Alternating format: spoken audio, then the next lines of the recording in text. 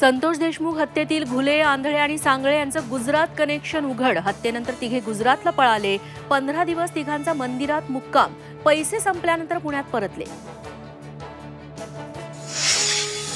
संतोष देशमुख हत्या प्रकरणानंतर बीडमधील 4 पोलीस अधिकाऱ्यांच्या तडकाफडकी बदल्या. पोलीस अधीक्षक नवनीत कौवतांचे आदेश.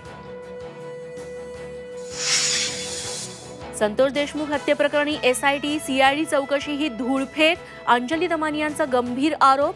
तर आपल्याला धमकीचे फोन करणाऱ्यांवर गुन्हे दाखल करा.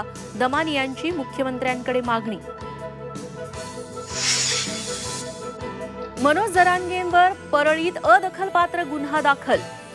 परभणीत जरांगेंचं धनंजय मुंडेंबाबत चिथावणीखोर वक्तव्य. मुंडे समर्थक आक्रमक झाल्यानंतर गुन्हा दाखल.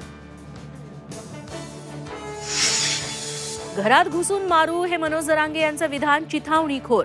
त्यांच्यावर मुख्यमंत्र्यांनी कारवाई करावी. लक्ष्मण हाकेंची मागणी.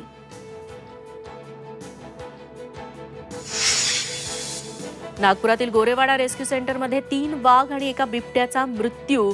H5N1 व्हायरसमुळे मृत्यू झाल्याचा अहवाल.